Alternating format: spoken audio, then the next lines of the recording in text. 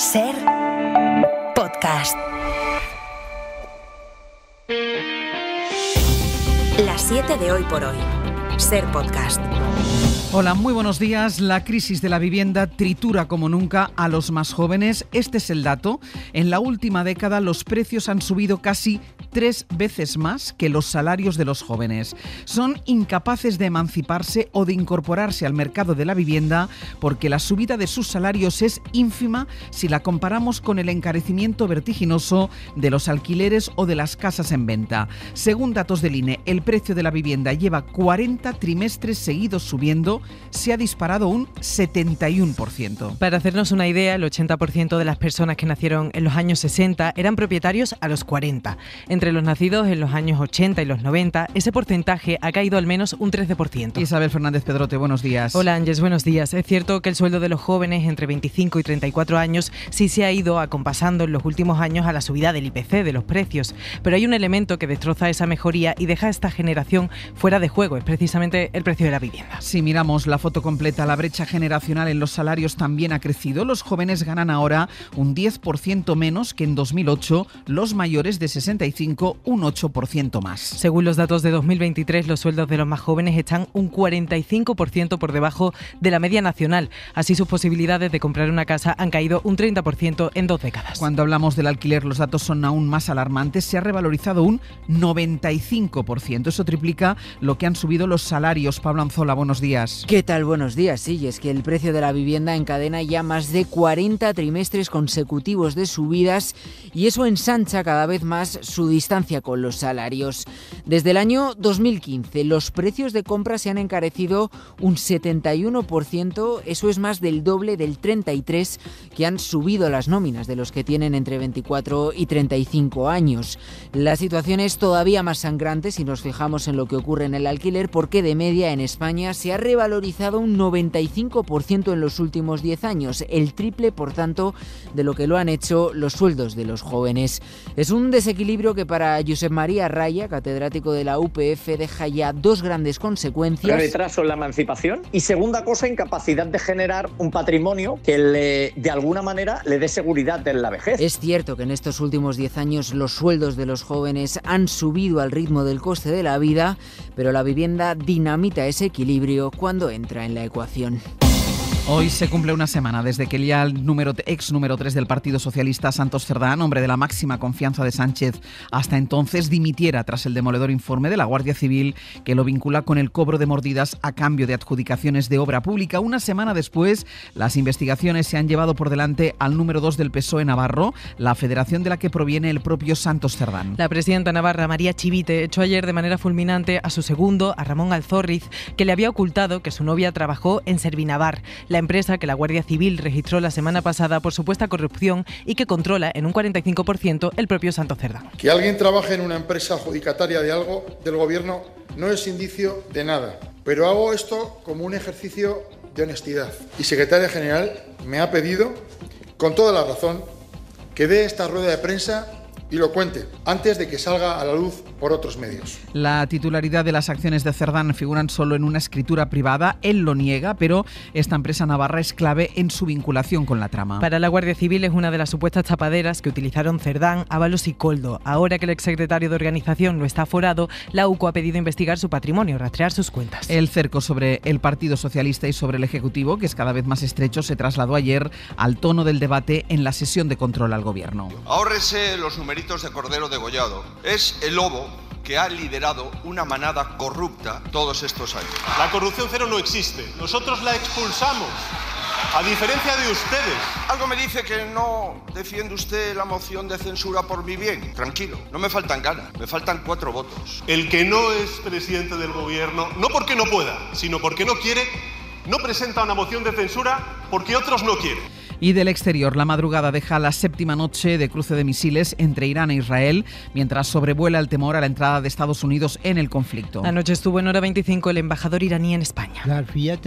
Si disparan los norteamericanos una sola bala en contra de nosotros, todas esas bases serán objetivos legítimos para nosotros. Todavía no han reconocido una intervención directa a ellos. Y por supuesto, nosotros jamás estaríamos buscando la expansión de la guerra. Así hemos llegado ya al jueves, es 19 de junio. Hoy por hoy noticias.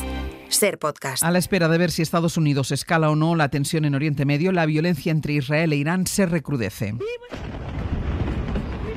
Se acaban de escuchar explosiones en Tel Aviv y en otros puntos del país y han saltado las alarmas antiaéreas también en Jerusalén, donde la población ha tenido que acudir a los refugios. Es la respuesta de Irán a la nueva oleada de ataques sobre Teherán y a las órdenes de evacuación que ha emitido esta noche el ejército de Israel. En Jerusalén está Nuria Garrido. Nuria, buenos días. El hospital ha informado de que varias áreas han quedado dañadas, pero todavía se desconoce si hay heridos y víctimas. También la policía israelí ha informado de que se han producido impactos en el centro del país, aunque tampoco ha ofrecido de momento más detalles.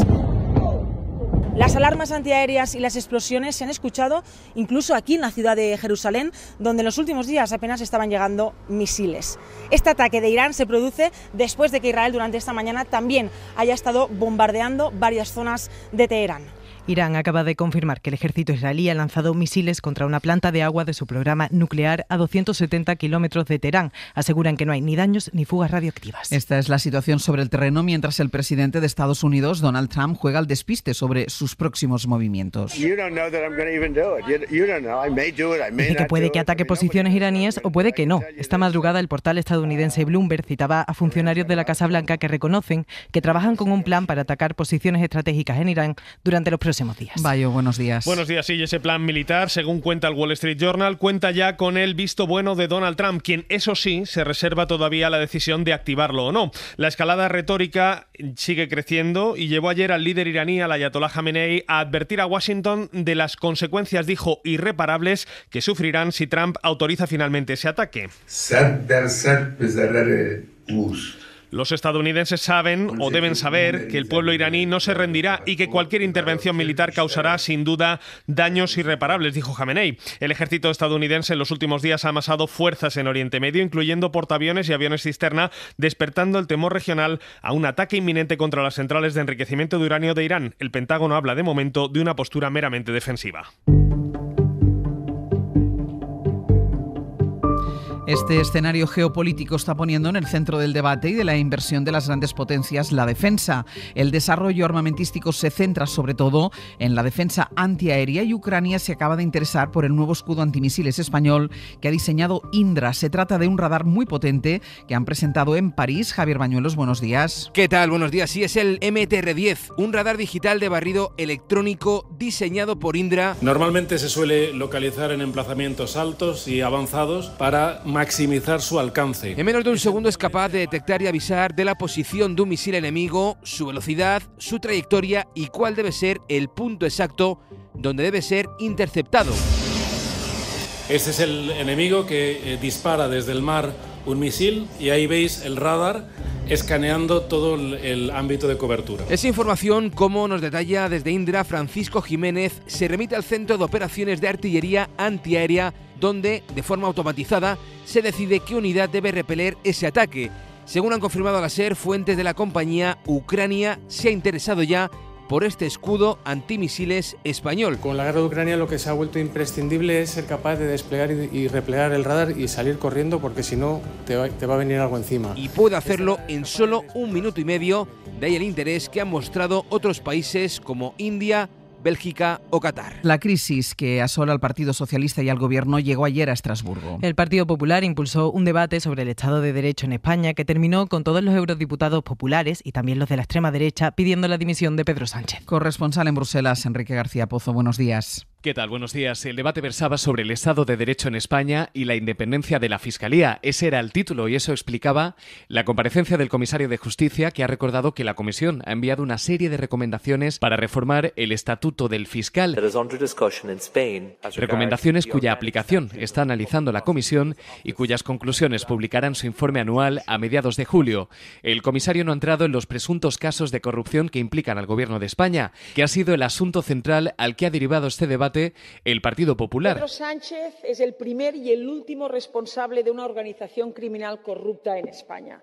Es el jefe de una red de poder, dinero y silencio. Convirtiendo Estrasburgo en una extensión de las Cortes Generales. También la extrema derecha. Putas y drogas con varios ministros implicados. En el PSOE respondían: Señoría, estamos en Estrasburgo, no en Madrid, aclárense. Además, mire el respaldo que tiene europeo, el respaldo, bancada vacía, sillas vacías. Y atacaban con el "y tú más". Desde la izquierda, Unidas Podemos ha atacado la corrupción, un modelo, dicen, del bipartidismo. Y aunque estos días todos los focos se los lleva la trama que implica a Koldo García, Santos Cerdán y Ábalos, hay más frentes judiciales abiertos para el PSOE. Un juzgado ha dado el primer paso para investigar si Leire Díez intentó sabotear la causa contra el hermano de Pedro Sánchez. La investigación parte de una querella presentada por la Asociación Ultracatólica Hazte Oír, que acusa al exmilitante socialista y al exmagistrado Sáenz de Tejada de haber intentado maniobrar para que se archivara el caso. Los acusa de revelación de secretos o tráfico de influencia, entre otros. Isabel Vega, buenos días. Buenos días. Un juzgado de Badajoz ha dado el primer paso para investigar a la exmilitante socialista Leire Díez y al juez expulsado de la carrera, Luis José Sáenz de Tejada, por una serie de maniobras que habrían desplegado contra la magistrada que llevó el caso sobre el hermano del presidente del Gobierno. Sáenz de Tejada intentó hace unos meses personarse en el procedimiento y recusar a la magistrada, extremos ambos que fueron descartados con el aval de la Audiencia Provincial. Pues bien, Hazte Oír presentó una querella tras la difusión de unas grabaciones que habrían intercambiado entre ambos y que apuntarían a que aquello fue una estrategia concertada. Señalan delitos de revelación de secretos, estafa procesal, cohecho y tráfico de influencias, y el juez aprecia indicios en su relato de los hechos, pero ha pedido a la Fiscalía que informe antes de decidir si admite a trámite la querella.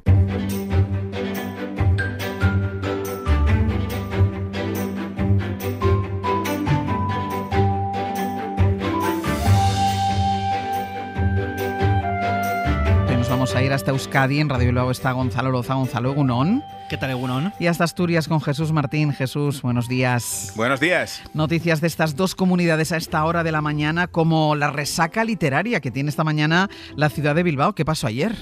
Bueno, pues porque ayer se celebró una Reading Party, una fiesta de lectura.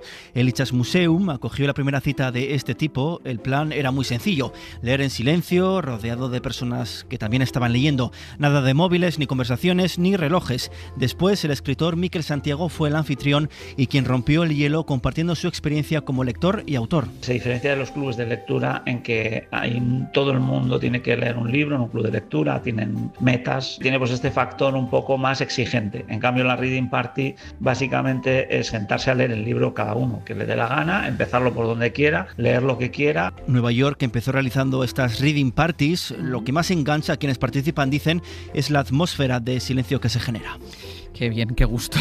Sí. En Asturias, el presidente del Principado ha presumido... A ver, Jesús, ¿cómo explicas esto? Porque Pues el presidente ha presumido de lo bien dotados que estáis los asturianos. Pues sí, porque el grupo parlamentario Vox en la Junta General le había echado en cara que el gobierno asturiano había gastado mucho dinero en el presupuesto regional en comprar preservativos XL. A Barbón le parece que sean XL es una buena noticia. Le pareció tan buena noticia que se lo contestó así en el propio Parlamento Regional, pero es que luego, al día siguiente, en la fiesta de aniversario de IKEA en Asturias, volvió a hacer referencia a esto, a que estamos muy bien dotados. Ayer en el Parlamento, en estos debates de sesión de control que todo coge, uno de los reproches que se me hizo es que invertíamos o gastábamos un dinero determinado, os vais a reír, en preservativos talla XL.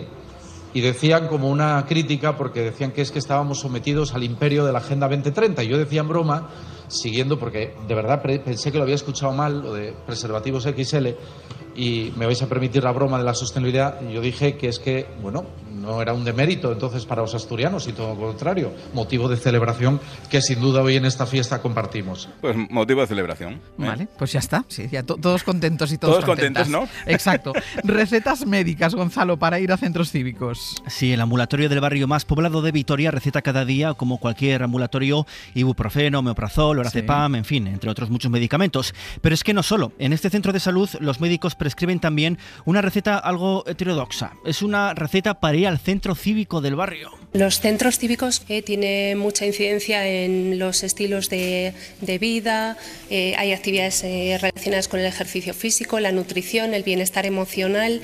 No queríamos que la recomendación fuera una recomendación al aire, que quedara ahí. Por lo que Estíbaliz Gómez, médica de familia e impulsora de esta iniciativa, te firma la receta y allí luego sus dinamizadores te buscan actividades. Sobre todo pasan por aquí personas que sufren ansiedad o estrés. Es decir, tú sales del centro de salud con una receta que te pone que vayas al centro centro cívico. Exacto, tal cual, con el papelito y vas para allí y te buscan actividades para hacer. Es una maravilla, exacto. No todo también es necesaria, pero no todo es la química. A veces hay algún tipo de actividades que ayudan muchísimo a recuperar de determinadas enfermedades. Gonzalo, claro que sí. Jesús, gracias. Hasta luego. Hasta luego.